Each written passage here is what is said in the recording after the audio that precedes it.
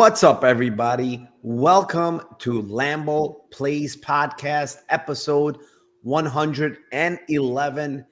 I'm your host, Mike, along with my co-host, Timothy Troiano, and this is for UFC Vegas 98. I think it's a 12-fight card now after we lost one fight. So 12 fights, main event, Royval versus Taira. Great main event. Yeah, I mean, we had a good week last week on our Lambo Plays podcast. We're trying to go back to back here. Almost, our guest almost hit the 3-part leg. I think it was like some astronomical number, 400 like something, 400 oh my something. God. Yeah, Liam almost hit 400 something to 1. That would have been fucking golden. But yeah, it is what it is. They still had a good day. How do you feel about this card, Tim? And yeah, how's your week?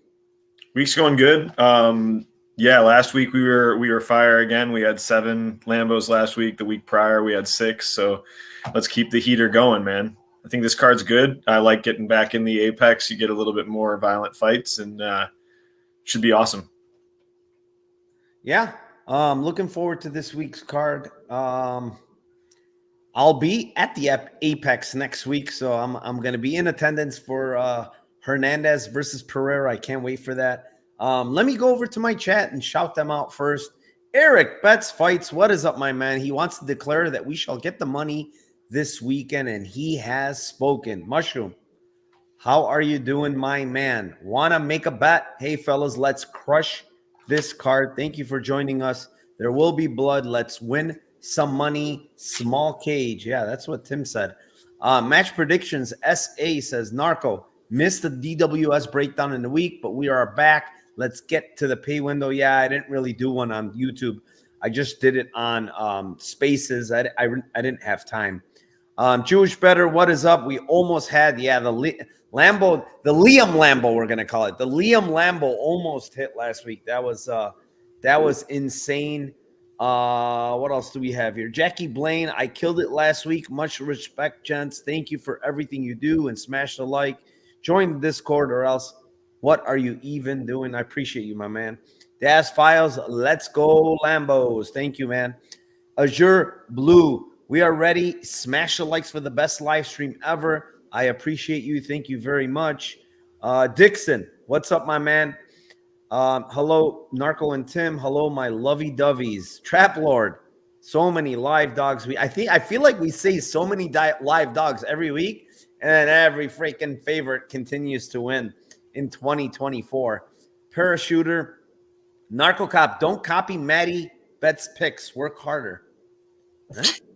I'm confused. I'm confused with that one. Maddie Betts picks? Yeah, just move on that one. Guy? I don't even know who the hell that is. Yeah, move on. Is he on. an MMA guy? Jesse Q, happy Friday, people.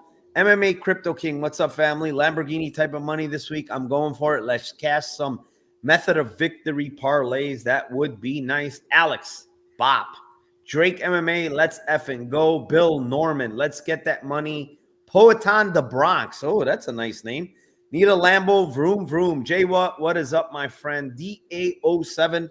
I'm so it's so tilting how close Liam was last week. Yeah, man, that was crazy. That would have been like 400 to 1.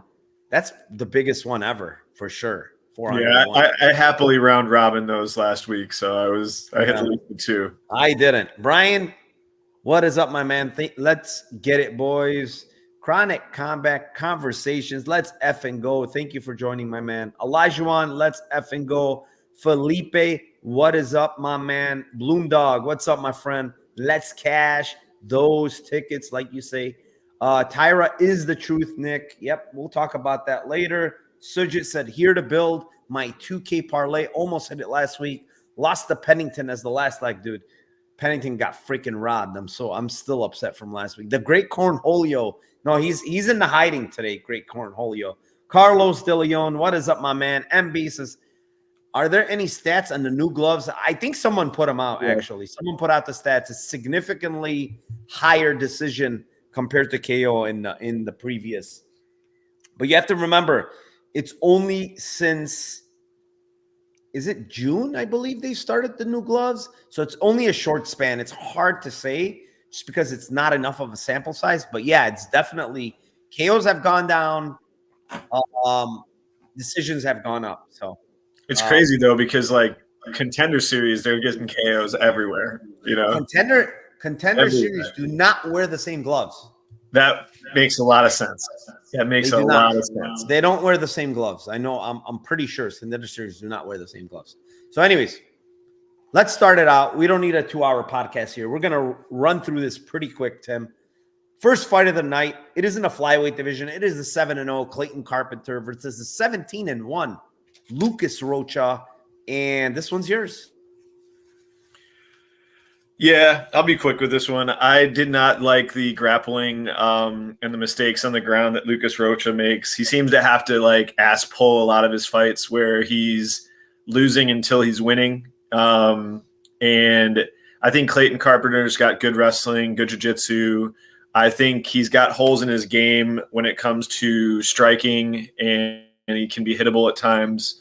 But I think that there's a pretty solid wrestling and grappling advantage in this fight. So I'll take Carpenter by sub at plus 500, and I think it's possible. I think Roacha's given up his back in a bunch of different fights and been able to get out of like some positions that I just don't necessarily know that he does here. So I'll go with the sub for Carpenter.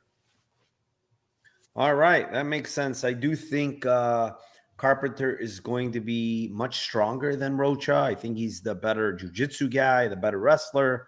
On the feet, it's kind of close, honestly. I do think Carpenter's a pretty good striker. He switches stances. He's got really good kicks. Roacha might be a little bit more explosive as far as power, stuff like that. He just looks a bit more explosive. But on the ground, you mentioned, he makes a lot of mistakes. He does tend to scramble okay. He's a good scrambler. He tries to get fights back up on the feet. So that might help him here. I was originally on Carpenter pretty deep here, but I kind of got out of my position pretty much. I just feel like Roacha could scramble a decent bit here if he doesn't get subbed early. I think this fight might get a little hairy later, because Roacha does have good cardio. He does throw pretty hard. And, he's probably improving, right? The guy is super, super young. I believe he's 20. Yeah, he's 24. So the guy is very, very young. He's only fought once, and, since that was last year, the last fight he had. A couple of cancellations here. And now, here he is fighting, making his UFC debut against a very good fighter in Carpenter. So I do think Carpenter probably wins this fight. It could be decision. It could be sub as well, like you mentioned. But for my Lambo, I'm going to go on the opposite side just because – not because I think this is, oh, wow, this guy's, but, fight goes is pick'em, I believe. This guy's decision prop is 650, man. Like, I say this all the time, and honestly, this year it's been working a lot, Tim. These huge plus money plays on fight where the fight goes is like pick'em or in that range, and the line is not like it's a huge line on Roacha. They're literally saying Roacha has a lot more finishing equity like KO than he has decision, and I don't agree with that. I think Carpenter's extremely tough and durable. Like Taira's hit him with a lot of flush shots, man. The guy seems extremely durable. I don't think Roacha's knocking this guy out. And if he's winning, it's probably a decision and a close one at that. 6.5 to 1 on the decision, 18 to 1 on the split. Count me in, man. I'm going to keep attacking this angle. This angle has been working for me this year, and I'm going to keep attacking it. When I see a fight that's scheduled, that's they have a line that it's kind of like 50-50 to go, and the line's kind of close in the money line. This guy, you're looking at 6.5 to 1 on the decision. Like it's a no-brainer for me. The guy is 3-0 to the decision, right? It's not like he can't win decision. He has good cardio. Like it makes no sense to me, honestly. It really doesn't. They're overvaluing his KO here against a much higher level of opposition. So, yeah, For me, 6.5 to 1 is plenty to bet here on the decision prop on Roacha and his Great split. bet. All right, moving on. Fight number 2. It is in the bantamweight division. It is the 9-2 Dan Aretta versus the 7-1 Cody Haden. And this is a fight where, Dan Aretta is a menace, right? Like, he will wrestle. He's got good wrestling. He's got a good gas tank for 7.5 minutes. And not because I want to take that back, actually. I take it back. I don't think he has a good gas tank. I think he has a good gas tank in general. I just don't think he knows how to manage his gas tank. That's what I should say, because he's like fucking going crazy for takedowns nonstop. Like, he doesn't relax a little, take it, throw a little bit of hands and then shoot. No, it's shot after shot after shot after shot. It's immediately shooting. And you saw it last fight. Like, he gassed out. The guy gassed out last fight. Was against Matsumoto, who I consider a very good prospect, good scrambler, has good hands, good power in his hands. And he kept working back up. Aretta got him down, but he kept working back up, make Aretta work. Eventually, Aretta got tired in the second round, and, he found that guillotine on Aretta. He got Aretta to shoot a sloppy takedown, got a guillotine, and he subbed him, right? But then you go back and you look at the Miles Johns fight, right? And Miles Johns, we know historically, is a guy that kind of fades in round 3, right? I mean, Aretta was death gassed in round 3 in that fight. The problem is Miles Johns was probably equally as death gassed. So, the other wins are, okay. They're not the best wins. I guess Marian Santos was his best win at LFA. But, now he comes in here and he misses weight again. He misses weight here. And I shouldn't say again. I don't think he has before. But he misses weight here. It's not a great look. And I feel like Haden is very, very similar to Matsumoto in the sense that he can get taken down, but he's going to scramble right back up. The guy keeps working up. He's got very good boxing, guys. This guy has really good boxing and has power in his hands. I don't like to give these like prospects too much credit early on because they really haven't fought like anybody great. He's been fighting on an Australian regional scene. You know what I'm saying? But at the end of the day, I like this guy's boxing. Like, I'm watching his tape. He's got crisp boxing. He's got good hands. He's got power in his hands. And his takedown defense is not the greatest, but his get-up game and scrambling ability is good. So I feel like he's going to make Aretta work, similar to what Matsumoto made him work. And I think, like, I've seen Aretta time and time again be gassing here when people make him work for his takedowns and they get up, he gasses. And now he misses weight. And I don't know what the weight miss is for. I don't know, but I do think Haden's going to make him work again, man. Round 2, round 3, 850, 1150. And the whisper bet of the week, Tim. Sub 2, sub 3, Cody Haden, plus 2,500, plus 3,300. That is my whisper bet of the week. I also want to shout out my boy, Charles Johnson, Energy, fighting next week. Charles, send me a message on Twitter, please. I sent you a message. I'm going to be in attendance for your card next week at Apex. So I'm going to be there. I need another shirt from you because the other one's signed. I need to wear a shirt for my guy, Charles Johnson, when I'm going to be in attendance at the Apex. Yeah, Tim, that's enough on my side. Yeah, Cody Haden sub 2-3, man.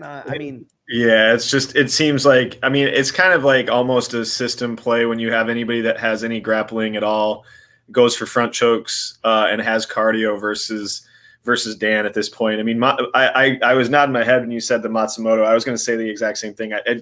When I was watching Haden fight, I was just like, this guy reminds me a lot of Matsumoto. So I agree with all your takes. I'm not going to echo chamber it here, but yeah, I'm on the same plays. I think it also could be a good live spot because I think that Dan probably gets him down early, and then you might get a good line on Haden here after a takedown or after a bad position, and then he gets up. So I think it'll probably be a good live bet as well. Yeah, I agree. I think Dan's going to get him down. I'm like almost certain he's going to get him down early, unless he somehow gets starched early. But Dan is tough. I do think he's going to take him down. I think he has pretty good wrestling. The main point is, can he hold him down? And that's where it's going to be, I think that's honestly going to make or break the fight for him. If he can hold him down and control him, Dan is very live to win the fight then. For sure. Yeah, it could be. We'll see. I think we'll see pretty quick if the hips are strong enough for Haden to get up and keep pushing him. On the feet, man. I mean, on the feet, he does not want to box with this guy. I think he'll be in trouble on the feet. All right, let's move on. Fight number 3. It is in the strawweight division. It is the 8-3 Corey McKenna versus the 12-4 Julia Pestry. This one's yours, Tim. Yeah, I mean, I was looking at this fight. I'm like, God, I know the end split's going to be like plus 100 for this fight, and it's going to be terrible, and it is. It's like plus 250. So I'll say that I think that that's the most likely kind of low prop end that it's going to be, but I'll give a pretty high, a long shot on this one as well. I don't understand why the McKenna sub is so far off of the Pestry sub. Like, it doesn't make any sense to me, honestly. Like, anybody that watches McKenna fight, they'll say the same things. Like, I think her fight IQ is really, really questionable. Obviously the Elise Reed fight, I'm screaming at the TV like, dude, what are you doing? Why aren't you going for takedowns? She goes for takedowns in round 3, easily gets her down, loses 29-28, unanimous. And it's just like, dude, it's the worst. It's the worst fight IQ. It's the worst coaching. It's like, what the hell's going on?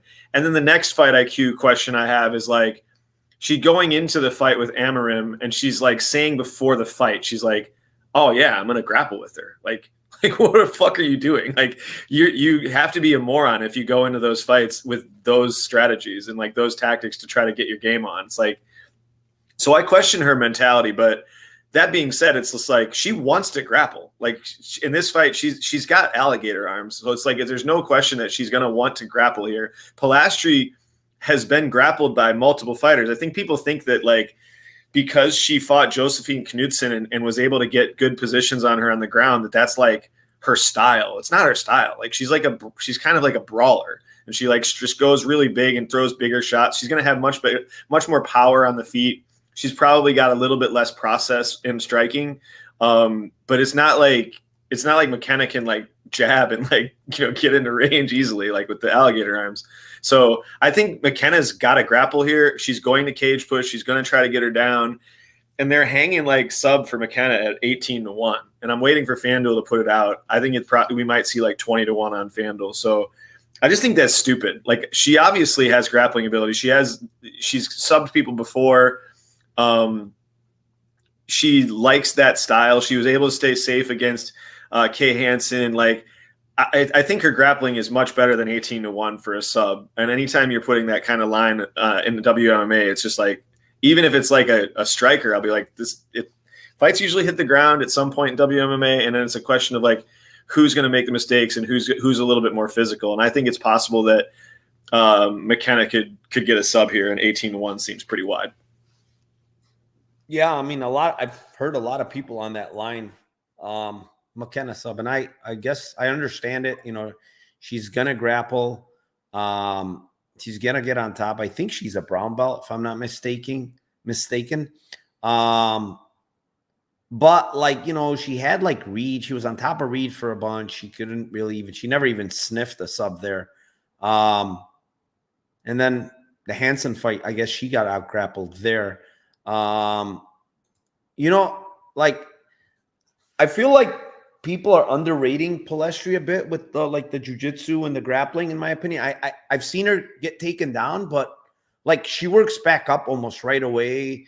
I think she has decent jiu-jitsu herself. And the other thing with Pestry is I just feel like she's faced way better grapplers in her career than than what McKenna has to offer. Like there's some legit grapplers that she's beat herself, and so I don't really think she's going to get a sub. I mean, that's why obviously the line is 19-1, and I get the play. I just feel like she has faced better grapplers than what McKenna has to offer.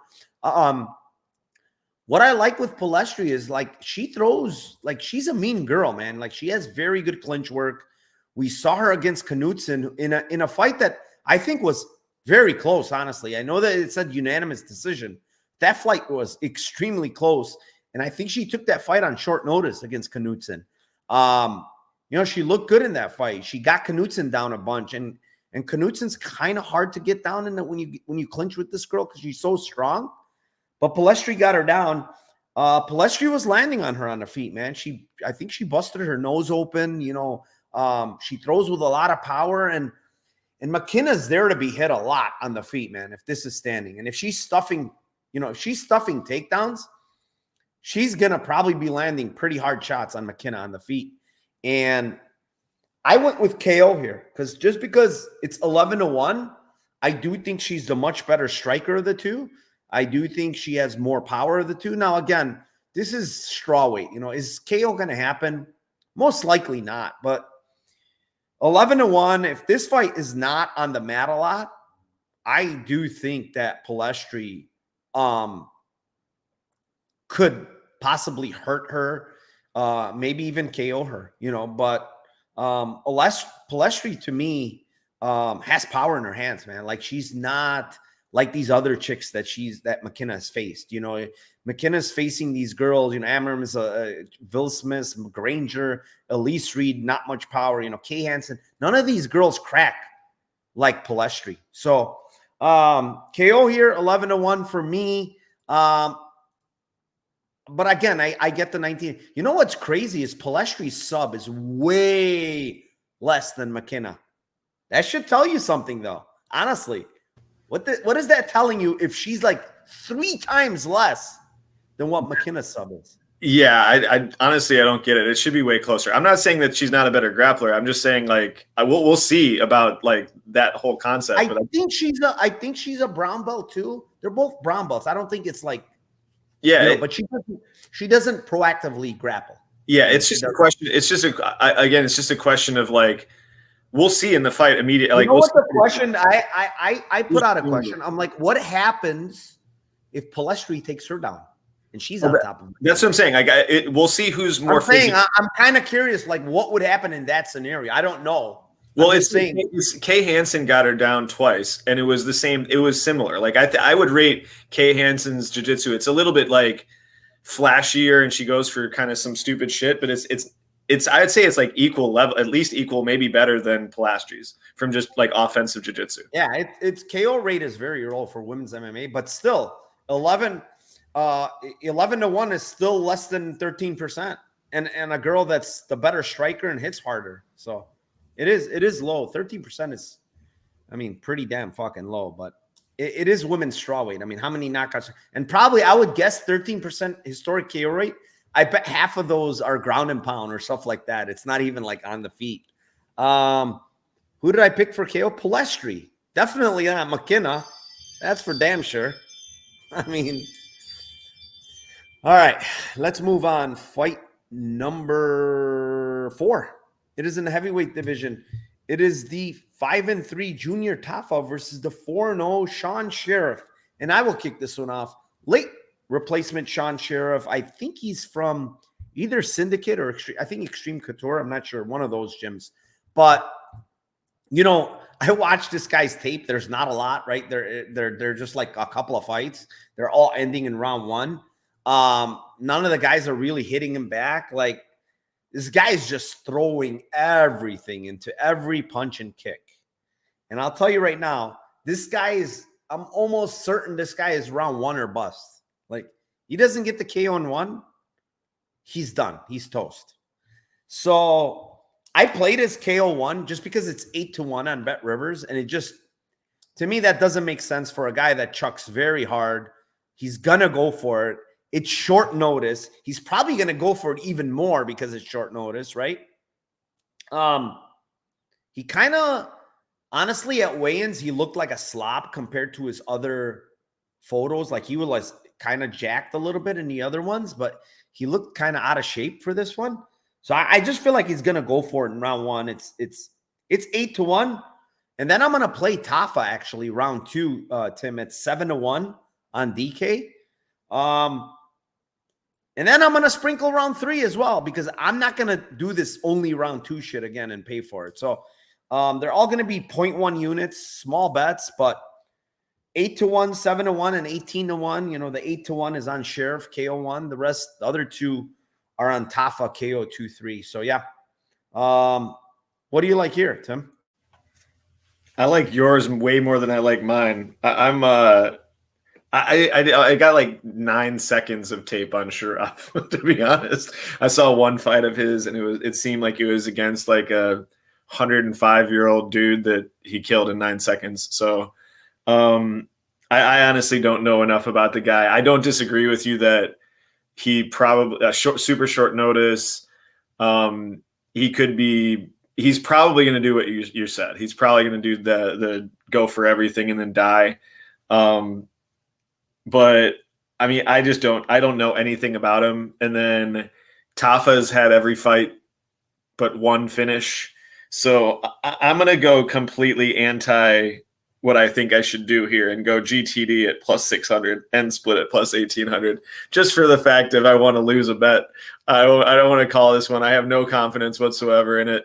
I'm going to say two fat guys don't finish each other in the first 7.5 minutes, and then we see some ugliness. I don't think that, honestly, I don't think that Tafa is really good. Like I at all. Like the main issue I have with your bet, and hey, listen, I can never knock a bet that's that big, but the main issue I have is this guy, to me, like he's huffing and puffing in round one, bad.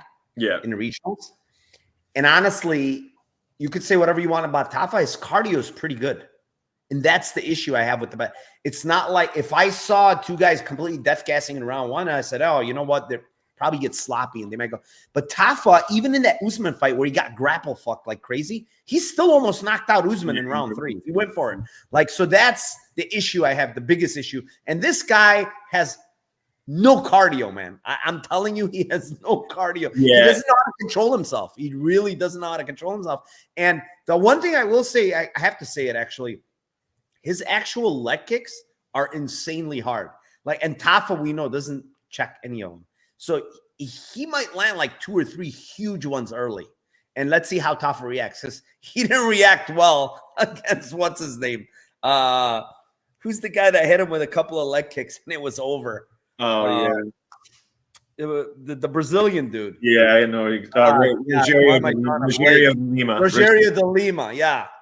I mean, and this guy kicks very, very hard. I'm telling you guys, this guy hits very, very hard. And dude, I was looking at his Instagram. This guy is deadlifting like over 700 pounds. He's strong. He's definitely strong. And I think he has heavy hands. So we'll see what happens. I don't know if this guy's any type of prospect. He probably got in because of his connection to Extreme Couture's in Vegas. You know, they just called him up. Hey, listen, you want to take a short notice? You got somebody? Yeah, we got this heavyweight. All right, bring him over. You know, so it's not much of a weight cut, right? They're heavyweights. So, yeah. All right, let's move on. Fight number 5. It is in a welterweight division. It is the 16-7 Nico Price versus the 13-4 Themba Gorimbo. This one's yours, Tim.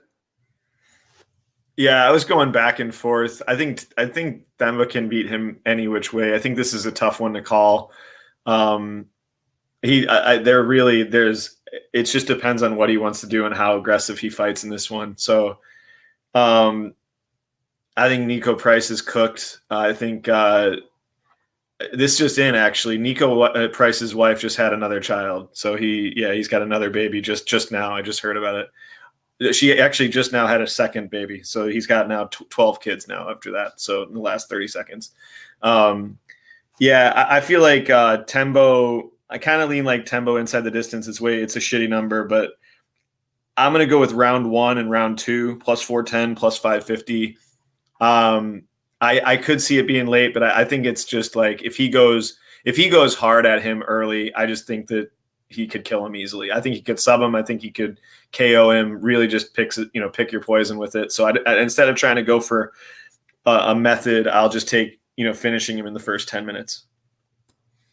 Yeah, I didn't love anything on this fight. Honestly, I do think KO is more likely than sub, just because Price can grapple. Like, he's pretty solid defensively. I think he knows what he's doing on the ground.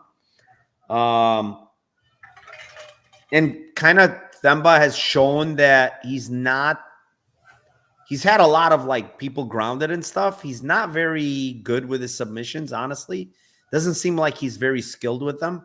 So I would be kind of surprised, unless maybe a club and subbed him.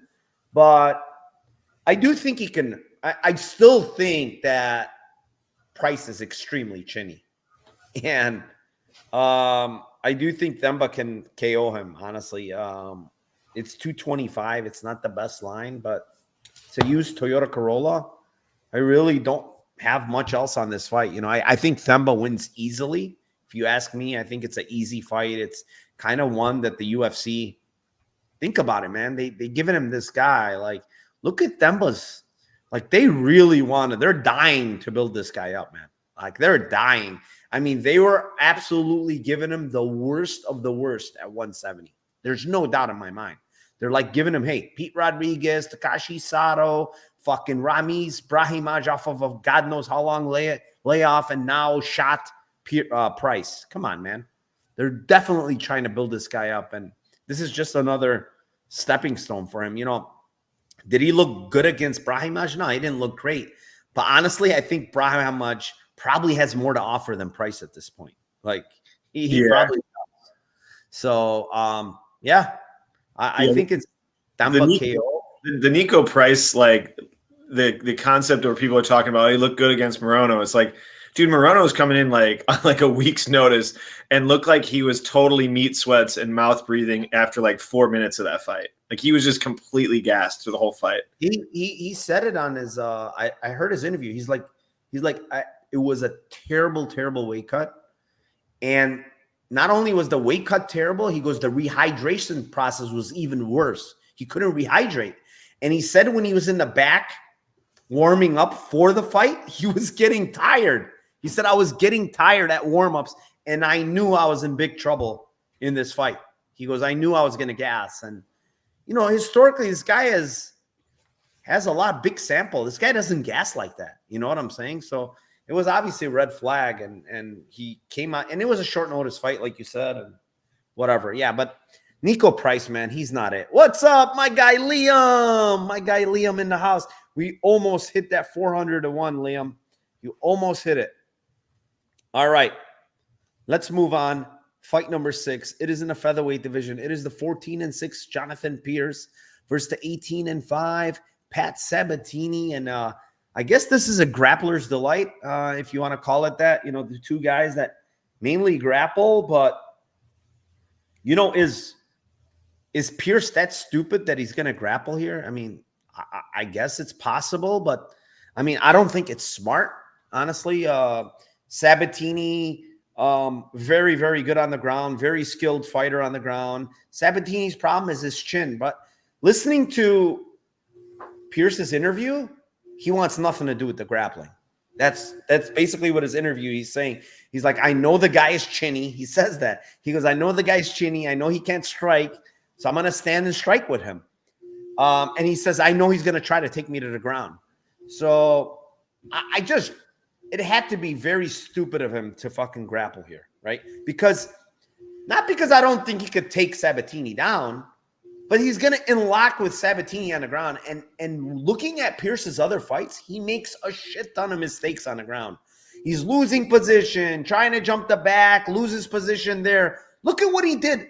I don't even have to go far. Look at what he did against fucking against Brito. He loses position, and then all of a sudden he's in a guillotine, and it's or a ninja choke, and it's good night. You know what I'm saying? The guy's trying to jump the back and makes a mistake, and this is a thing with him all the time. He's losing position because he's so damn aggressive. Like he's looking for shit on top, getting reversed. So You just don't want to do that against a high-level grappler like Sabatini. That's the problem. You just don't want to do that. And just look at the Onama fight, man. How many times are you on top of someone on their back and you're getting reversed? Like every single time against Onama, you got reversed. It's fucking crazy with this dude. So, yeah, man, I don't think it's smart to grapple here against Sabatini, but I kind of think he will. They're going to get entangled. And like Sabatini sub is so damn big, and it's 650 against a guy that makes a lot of mistakes. We know he can get subbed because Brito just subbed him. He's been subbed a couple of times before by leg locks, a toe hold or whatever. And Sabatini has good leg locks. 6.5 to 1, just like it's too big for me. It's just a very big line that I think he can take advantage of with the mistakes that Jonathan Pierce makes. So give me the sub prop on Sabatini at plus 650 here. What do you have? Yeah, I have two things written down, one on each side. I had Sabatini sub like you, and I had JSP round 2, round 3. Those are kind of like system bets for both of these guys. Usually JSP cooks people. Again, the chin concerns for Pat are real. I think that there's like a narrative that like it's close grappling between these guys, and I don't think that it is. I think that there's significant Brazilian Jiu-Jitsu advantage for Pat, and I think the wrestling is much closer than people think. I think the wrestling is really close on both of these guys. JSP's been taken down by multiple fighters. It's not like he's like, oh, dude, he's just going to grapple fuck everybody. He's been taken down in multiple fights. He's been on bottom. C-Rod got him down twice. Like, I mean, C-Rod's not a great wrestler and not super physical, and he was up a weight class, and he was able to get him down. So I don't think that – like, I think that the chain wrestling is a style, and, like, cage push and getting him on the fence for Pat is, like – he's going to really need to disengage a ton. And I just think it's, like, there's not many fights minus like Joe Lozon fight where he got finished in round 1. There's not many fights that he doesn't proactively go for takedowns. Like it's just, he's not a guy it's just against his style. So, I mean, whether or not he says that he's going to do that and he's going to counter grapple, he's going to need to counter grapple because there's no way that Pat's just going to stand in front of him. So we'll see who's faster. We'll see who's got the better wrestling and who's more physical and if he can defend the takedowns. But I agree with you. Like once this fight gets down to the ground, I think that that Pat is very live to get a back take, very live to positional. You just step-by-step positionally fuck him on the ground. So yeah, I like Pat sub more than the round 2, round 3 for JSP, but I think that it's almost always like a smart thing to bet JSP round 2, round 3. He tends to cook guys. Yeah. Yeah, I mean it's an interesting fight. Honestly, it's an interesting fight. Two grapplers. I don't know why the line's so big. I know someone mentioned it's plus 160 now, Sabatini, and it's getting to the area where I'm gonna have to bet him, man. Like I don't understand why this line's like getting so. And like if I thought JSP was like a good striker and everything, I would probably lay off, but he's not. Like JSP is not a good striker. We've talked about this before. Like clearly, I think there's like durability, issues on the Pat Sabatini side. I'm not saying that the guy, like he got dropped by Emmers. Emmers absolutely nuked Bazooka in one punch. So I'm not saying that he's normally like a huge power guy, but Bazooka's not getting knocked like one shot knockout versus many guys. Like he's taken big punches from guys and lasted. Emmers knocked him out with one punch. The Diego Lopez fight is like we've seen what Diego Lopez can hurt. Like Lopez can hurt everybody. 100%. Like he can nuke guys. And then you go to Damon Jackson and it's a front knee.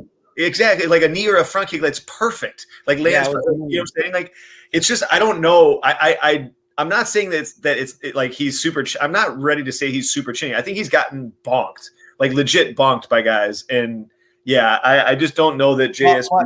Here's the thing we ask ourselves, right? He's definitely maybe his chin is a little iffy, right? Right, but JSP has 9 UFC fights. and he has a grand total of 0 knockdowns. Right. All his KOs are ground and pound. So like, it's like, okay, but like this guy is just not the type of guy that is going to chin people with one punch. He's not that type of striker at all. He's not, he's never been, and he never will be. You know, this guy is going to be a guy that, you know, is going to break you systematically, maybe over 3 rounds, and you just can't take enough of his volume. Yes. And that way he can finish you, but he's not going to one punch knock you out. I doubt it. This is just not like that, you know? So, yeah, I mean, I do think the money line's a bit wide here at plus 160. Moving on, fight number 7. It is in the flyweight division. It is the 12-5-1 CJ Vergara versus the 17-2 Ramazan Timorov. Tim, this one's yours.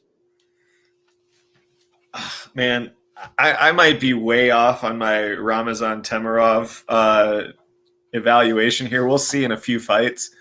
I mean, interesting to hear what you have to say about him, but like, I don't know, man. I just don't know that I don't really rate him that super high. I know he's been fighting some kind of, you know, some guys that are a little bit lower level on the regionals. He's probably had a couple tough fights, but like, I don't know. And the problem is that I don't think that CJ is really good at anything other than just continuing to take shots. And he always takes one to give one. And he seems to be pretty average everywhere and not terrible anywhere.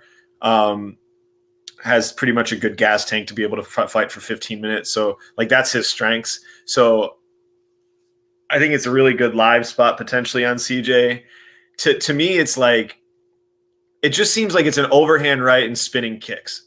I'm not saying that he fights like Christian Leroy Duncan, but it was like what I was watching him fight. I'm like, it's all this flashy shit. It's like big shot, flashy hit, spinning kick, big shot, like lower volume, flashy kick, spinning kick, big shot again. It's like, it's the same shit over and over and over. It's not super processed at all. And I'm not saying that he can't like do different things, but like just kept seeing the same thing in like 3 or 4 fights from him. So I don't know. To me, I'm going with N split plus 450, CJ point 700, CJ split 16-1. Like maybe he can take over as the fight gets going. I think CJ points at 7-1, similar to what you're saying in the first fight with Roacha. It's like, this is his win condition. His KO line at plus 550 is fucking stupid compared to 7-1 for his decision. He's typically not finishing guys unless they're Daniel Lacerda. And I think that he's like start off, get cardio late and be able to survive early. So I think that that's his path. So you're hanging 16-1 on split and 7-1 on his decision, and split 4.5-1. Those aren't terrible. Yeah, I'm not. I mean, again, I'm not super high on Timorov. I might be super off on this guy, but I just didn't see like super grappling, any really like great grappling from him. So I didn't see anything there. So it seems like a striker, and I just thought that the striking was quite flashy. Yeah, I mean, he hasn't really fought anybody that's kind of bad. Like he went over to Ryzen for a couple of fights and fought like low level guys there.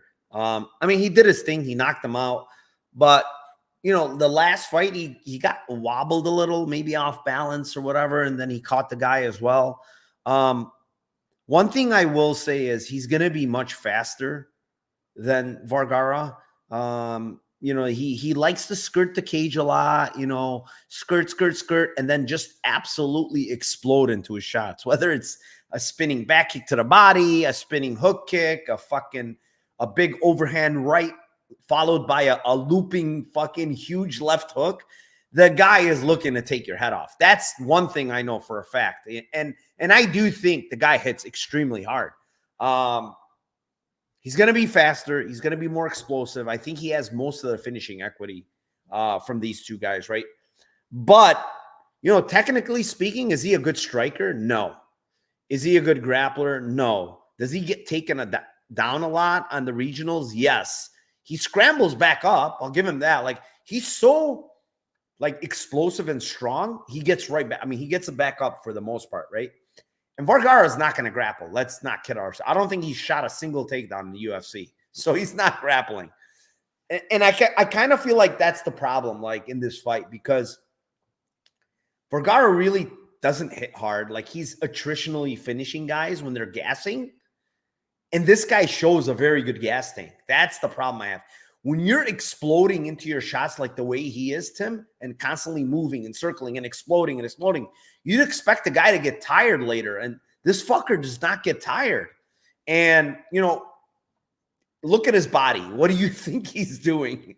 It doesn't take a genius to know what this fucker's on. And he's like fucking ripped to the gills, like insane cardio, exploding into all of his shots. And it's kind of like a good matchup for him. You know, CJ Vergara not going to grapple. I think this guy's issue is someone that's going to go out and just grapple his ass and get him down. Because we saw him have trouble against grapplers on the regionals. But CJ's not that guy. He's going to kind of try to stand with him and try to – and I don't think it's going to work, honestly, against this guy. But, again, what – you know, we talk about this over and over, and, you know, this fight goes to decision is minus 150, right? And CJ Vergara is like a 2.5 dog. He's not KOing this guy. I think this guy has a great chin up, by the way, and he's not subbing him.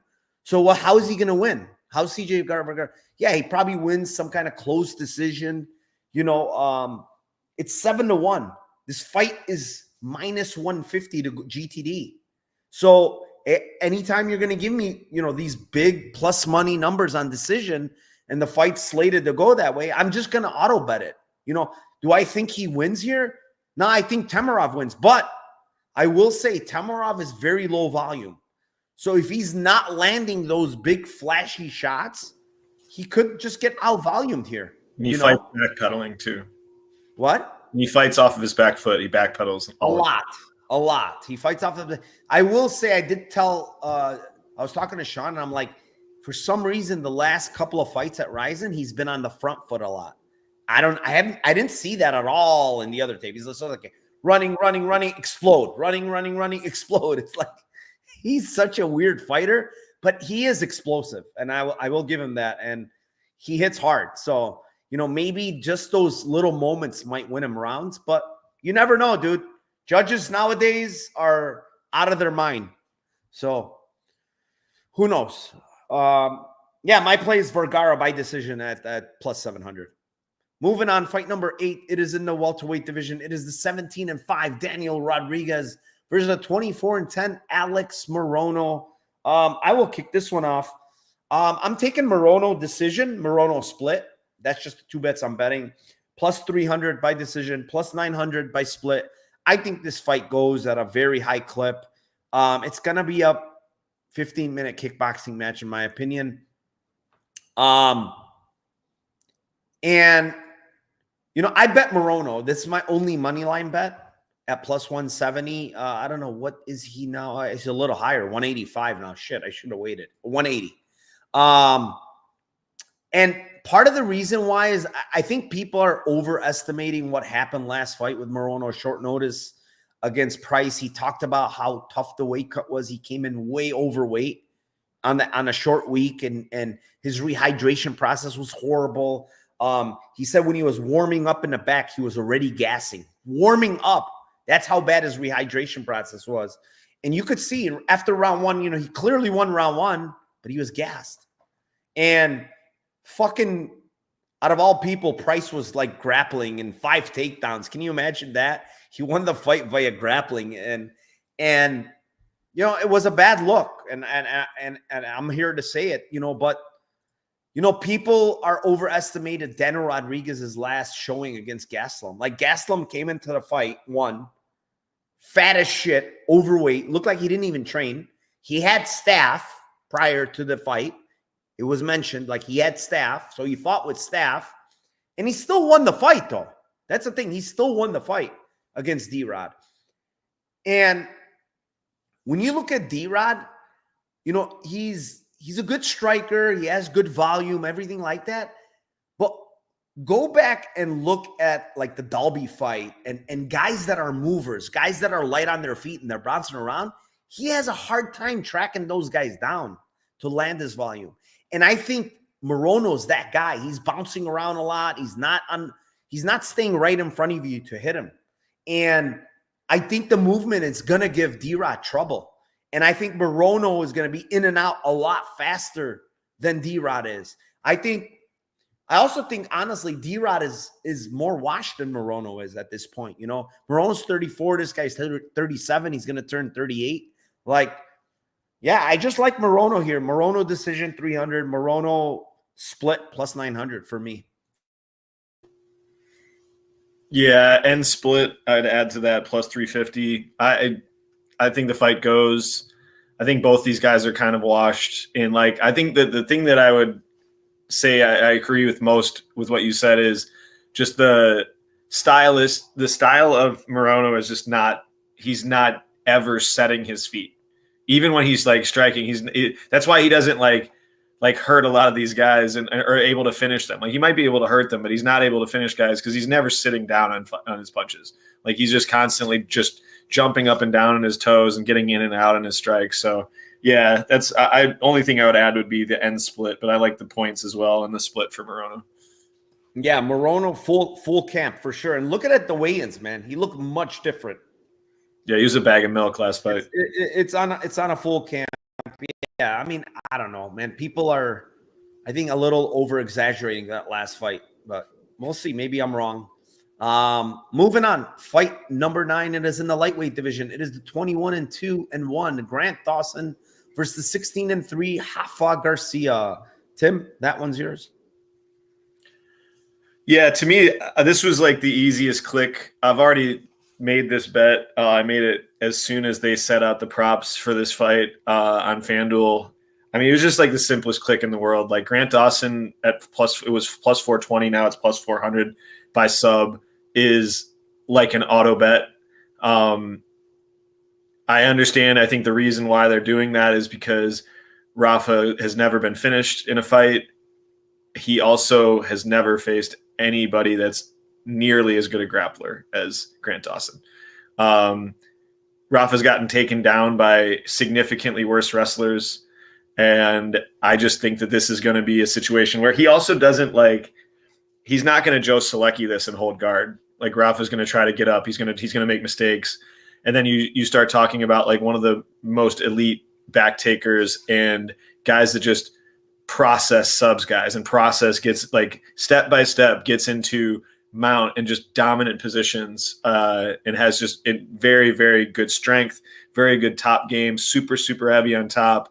And I just feel like it's I just can't believe that they're hanging a plus 400 on a sub for Dawson in this fight. So yeah, I already bet it. I also don't hate round 2, round 3 at 10-1 and 14-1. I think those are good as well. I just think that he's a significantly better wrestler. I think if it's striking, I think that obviously it's clear that Dawson can't strike and that he's an absolute fish on the feet, but he doesn't stand for long enough. And I think like the Bobby Green fight is it's an outlier versus a guy that's just so much faster and just like 10 times better striker. I don't think Rafa's a great striker. He's not terrible, but I don't think that he's like a super fast going to catch you with something like that Bobby would. So yeah, Dawson sub round 2, round 3 as well. All right. Yeah, I mean, I think sub is probably the route to go, but I mean, I feel like if Dawson's getting to these positions, and I think he can against Tafa, just because of the scrambling, the stuff that Tafa does, gives up his back. I feel like Tafa will also like kind of just roll on his back and try to give up mount in certain of these positions. And I think absolutely Dawson can land ground and pound, man. I honestly believe that, he can land big elbows. He does land. If he, as long as Dawson's not in your guard and he's like past, he lands good ground and pound, like in all the fights. Like, it's not like, and yeah, he opens it up because he's always looking for sub. It's for sure that's the case, but he lands good ground and pound. And I feel like when you get to these advantageous positions and, if you're in full mount and you're just raining down these elbows, eventually you're going to get finishes like that. I know he doesn't have many. He only has one. And that was like very late against that Brazilian guy. It's like with 1 second, it probably shouldn't have even been stopped. But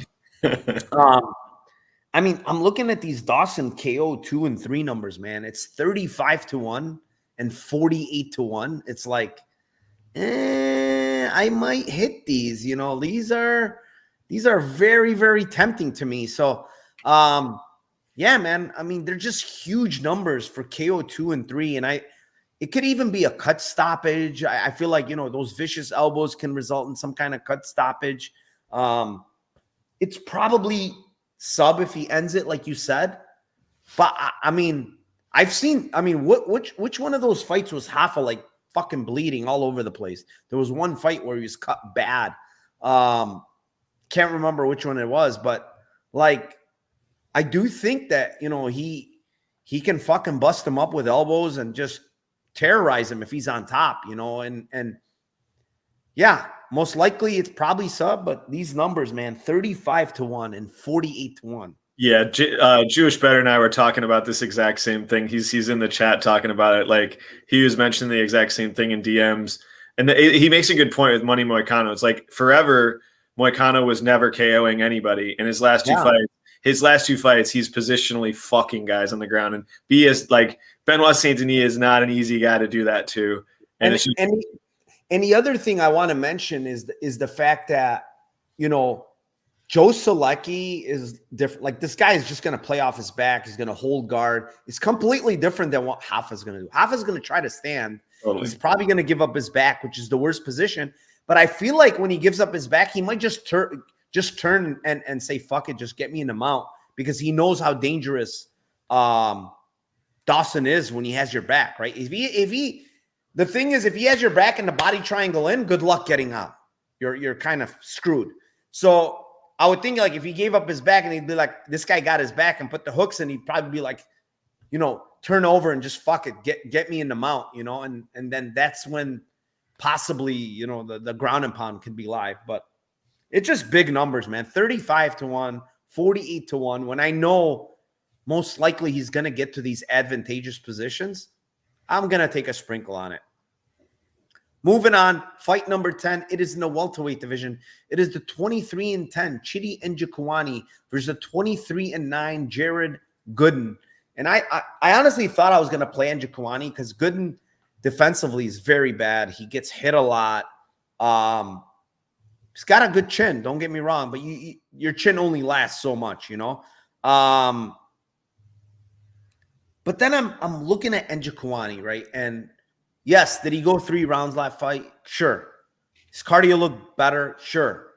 But, like, he didn't look great against Reese McKee, man. He really didn't. Like, he won the fight clearly, and I don't think it should have been a split.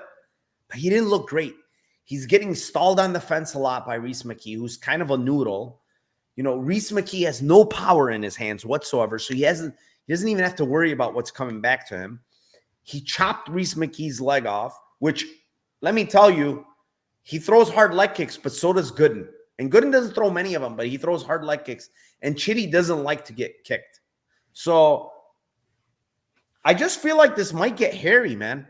This might become a close fight. You know, Gooden missed weight. I still am on the fence about Njokuani's cardio. I still don't think it's great, honestly, because last fight wasn't really a crazy pace. A lot of clinching, a lot of bullshit that was, you know, stalling. I think split is very live here, honestly. 6-1. I'm not picking a side, but I think 6-1 is a good split decision. Yeah, Gooden misses weight again. I mean, 3 out of 7 times in the UFC. It's just not good. It's a bad sign. But yeah, I mean, the guy is hard to finish regardless. Like, he is tough as shit. He was eating howitzers from Thurman and took them, and then eventually found Thurman's chin. But yeah, split 6-1. Why not? Yeah. I was on Chidi in his last 2 fights. I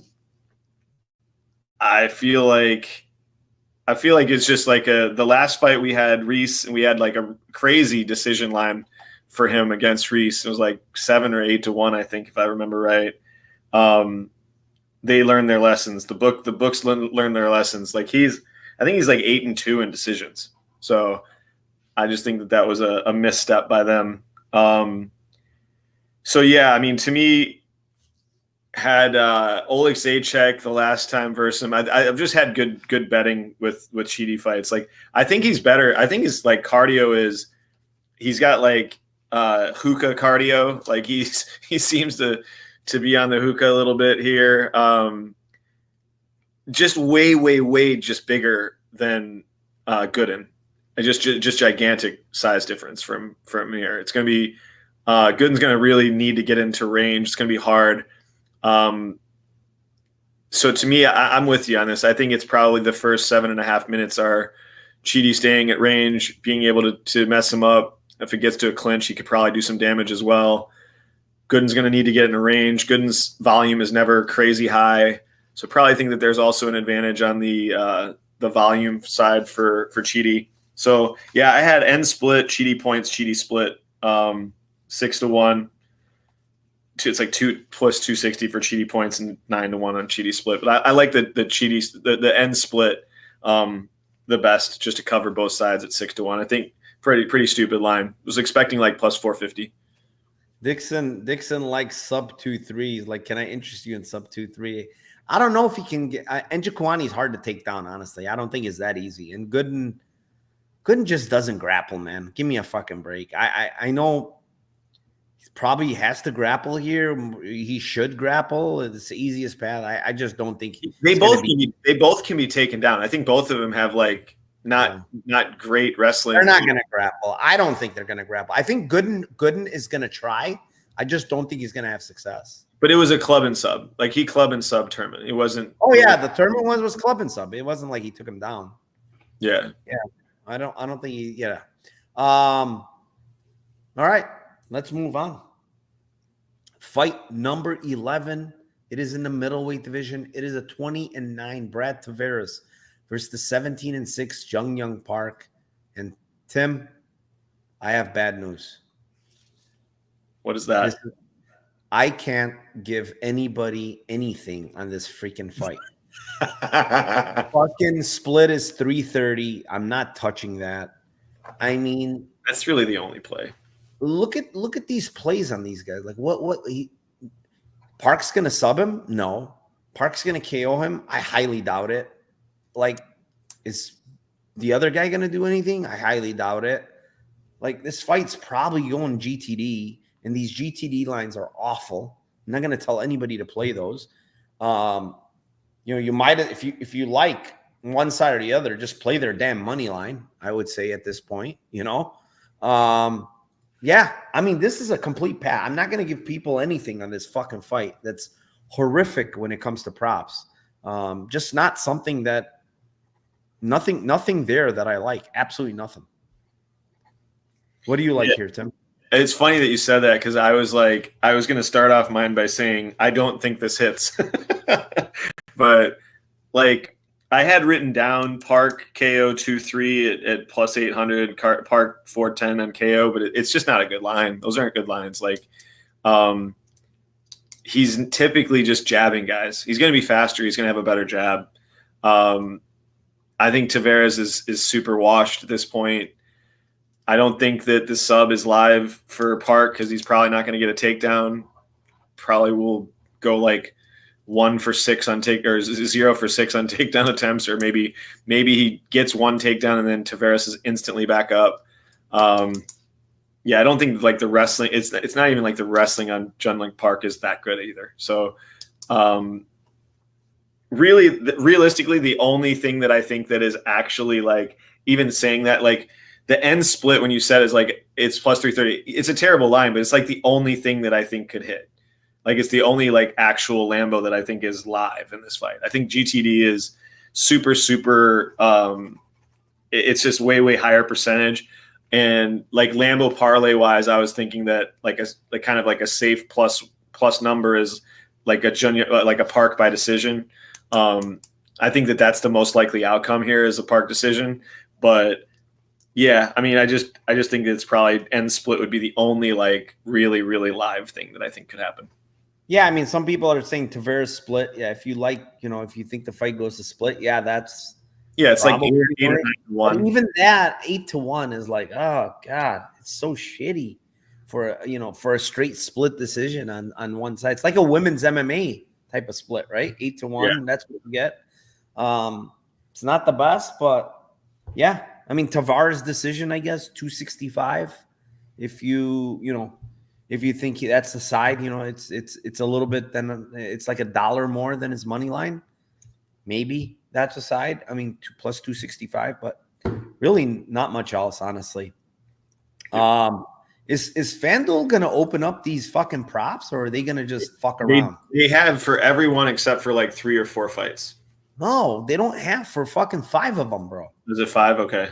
Yeah. Yeah, Themba fight on up. Themba, Sheriff fight, Pestry, Haden, and Roacha. They don't have any props on 5 fights. And it's fucking Friday night going into Saturday, and these guys don't have props yet. Fucking idiots, man. Anyway, before I go on to the last fight of the night, I do want to shout out oddsview.com, guys. Oddsview.com. They're sponsoring me.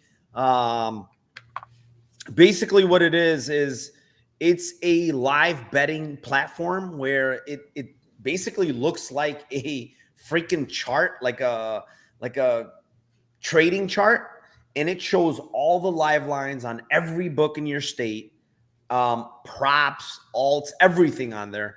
And I mean, I use it all the time for live betting. It's so good because all you have to do is hover over the button of the live, and it changes like very fast along with the live lines. And all you do is click the button, it auto populates the ticket right into that book, sports book, and you just bet it right away. It's really fucking good. It's impressive, dude. I tried it for 2 weeks because I'm like, yeah, listen, I know you want me to promote you guys and everything, but I need to actually try it myself and see if it works. If it doesn't work, I really don't want to promote it. Like, it's not something I want to promote. But dude, it fucking works. It's amazing, dude. And if you're a live bettor for any sport, dude, it works for all the sports. It's incredible. It's oddsview.com. It's in the comments below. If you use my code NARCO, you get 35% off first month, but you can use my code and get 7-day free trial, and you could try it yourself. You don't have to pay a penny. Try the 7-day free trial. If you don't like it, don't buy it. But I'm telling you right now, if you try it, you're gonna love it because it's crazy good. Yeah, it's code NARCO. Try it, man. It's a 7-day free trial. You don't like it, don't do it. Cancel it, whatever. But it's amazing, man. I use it all the freaking time, and it's fucking genius. The guy that came up with it, it's really good for all sports, guys. Also, my Discord down below if you want to join, $25 a month. Lots of action this week. We should have. I'm finishing them up. There's doing some boxing now. I'm gonna have a couple of boxing bets. Better Bivol this weekend. Awesome fucking card tomorrow. Starts early. It's before the UFC, so it starts very early. Should be exciting, fun. We're probably going to be live betting that card too. And yeah, that's it. With that being said, Tim, main event time. It is in the flyweight division. It is the 16-7 Brandon Royval versus the 16-0 Tatsuro Taira. And I will kick this one off. One thing that I've stuck out to me is, and this is very, very good that I've seen, is Taira's boxing, man. This guy has improved leaps and bounds. Beautiful jab, beautiful step and uppercut, beautiful 1-2 down the middle. The guy's striking is really, really, really improved, and it's amazing how fast it's improved. This guy's still young. And when I used to watch his regional tape, I used to say, man, what the heck is this guy? All he does is kick. That's all he did in regionals. Kick, kick, kick, kick, and then takedown or get to the ground. Like, there wasn't much hands from this guy. And now all of a sudden I look at this Alex Perez fight, and my goodness, the timing on those fucking uppercuts when Alex is coming in, they're just perfect, man. And the jab, very nice, sharp jab, very good 1-2. The guy's striking is just getting really, really good. And then you add the fact that, the guy has very, very good grappling, very good jiu-jitsu, can jump on your back, is very dangerous everywhere, right? And now he's fighting a guy in Brandon Royval, the most experienced guy when it comes to fights, the guy that's been 5 rounds multiple times, that faced the highest level of opposition. And, he's beat the best of the best. Morono was considered one of the best. He beat him last time out. He throws a lot of volume. He's very, very awkward, janky style on the feet. Not a lot of power, but he's throwing from weird angles, kicks from all over the place. So you have to be on your P's and Q's with this guy, because he's not an easy guy to fight because of his awkwardness, because of the volume, because of the cardio. And if you take him down, which, is pretty easy to do, like his takedown even is not good, but he's scrambling all over the floor. He's throwing up these weird subs, and all these things are, they're not stuff that you're probably used to, when you train or when you fight other fighters, because he's not unlike any of these other fighters. However, Taira is smart. Taira is good everywhere. I don't think he's getting caught with some kind of sub. I don't think on the feet, like, Royval can do much to hurt him, to be honest. I don't think he has much power. I do think Taira can hurt him on the feet. He does throw the harder shots. His sub line is extremely low. I'm kind of like, I don't think he's going to be able to get sub on Royval. Royval's he knows what he's doing, man. And I kind of feel like this fight goes, Tim. But I do think, like, Taira can dominate. Like, he's going to get him down, I think. He might even get a back take and hold the whole round, with a body triangle. On the feet, I think he lands the better shots. His decision prop is almost 3-1. He's a big favorite. Like, he's 3-1 on the favorite, right? But the fight's close, as far as goes GTD or not. It's plus 120 in some books, minus 160. It's not like it's a landslide. It's a 5-round fight. Taira also, this is his first actual 5-round fight. If he goes 5 rounds, and he's got to be, he's got to be wary of that. He cannot empty the tank early and gas against a guy like Royval. You will be in big trouble if you do that. So I'm going to go with decision here on Taira. It's 290. I think it's a decent line. I think he's a big favorite for a reason. I think he wins here, honestly. I like him. I like what I see from this guy. I like the improvements that I see from this guy. And still very, very young, man. And he's only going to get better. So Taira plus 290 on the decision here for me, Tim. What do you have? Yeah, I think this is a fascinating fight, honestly, just to test Taira in a bunch of different areas that we haven't seen him. He was supposed to fight 5 rounds versus Perez. It didn't get to the 3rd.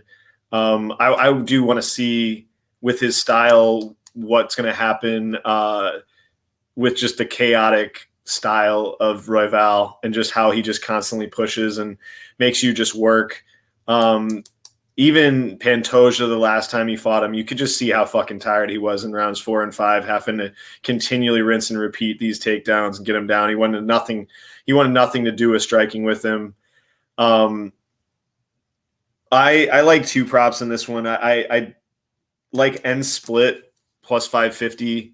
I do think that, like you said, I do think that it's going to be close on the feet, probably an edge from volume and just chaos to Royval. He rarely gets outstruck by guys. Could Taira have more moments? Definitely. I don't think he's way more technical. I don't think he's going to bring the same volume.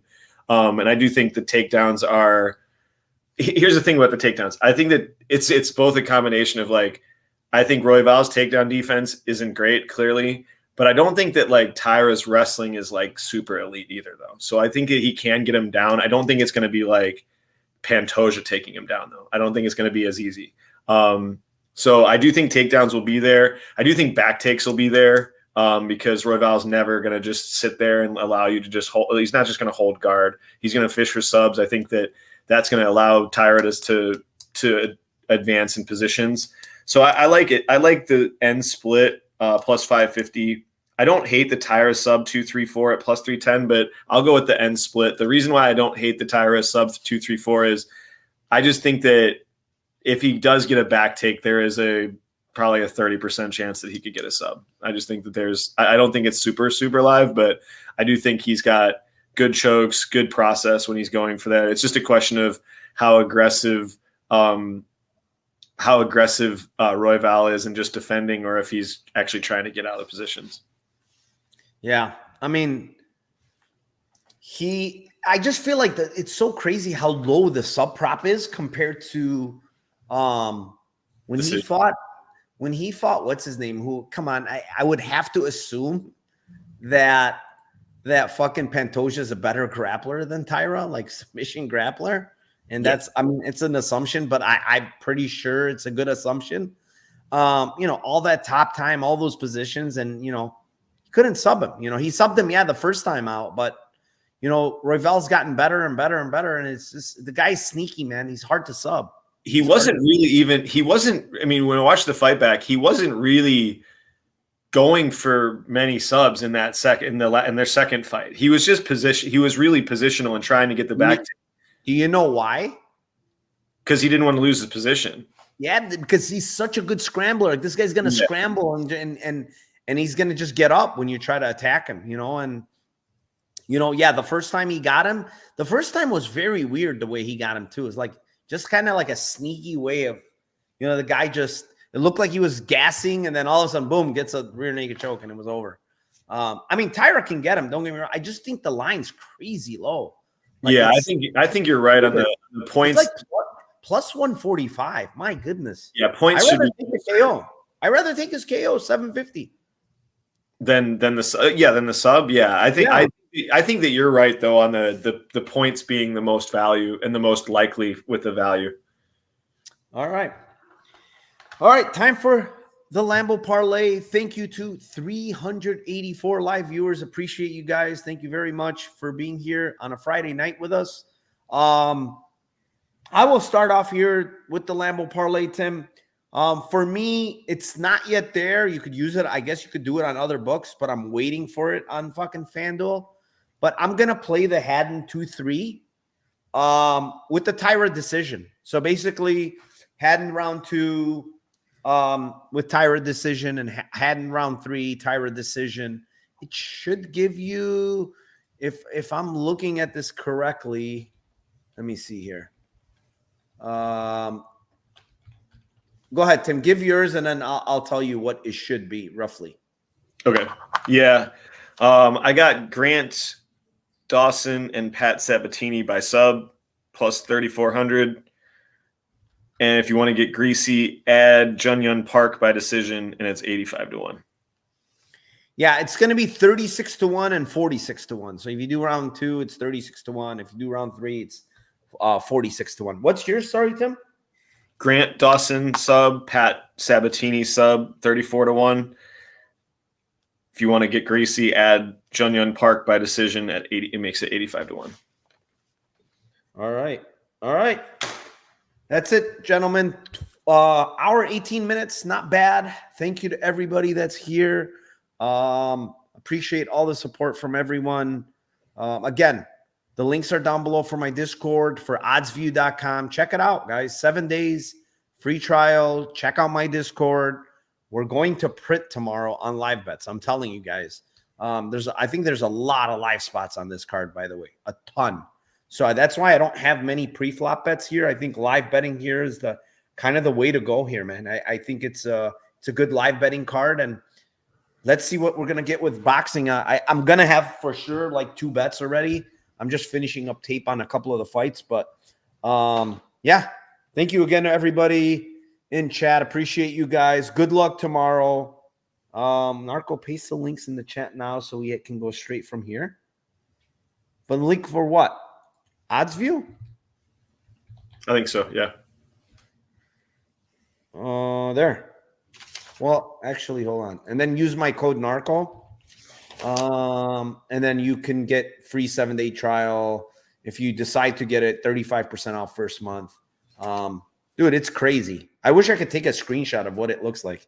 Let me see if I can and put it in chat. If I can, that would be sick. Look at this thing. This thing is fucking sick. Copy. Probably can't do it actually on YouTube. It would probably be weird, but let me see. Maybe I can. Nah, it won't let me. Anyways, appreciate you guys. Good luck this weekend. And one last thing, Tim. Let's cash those tickets for UFC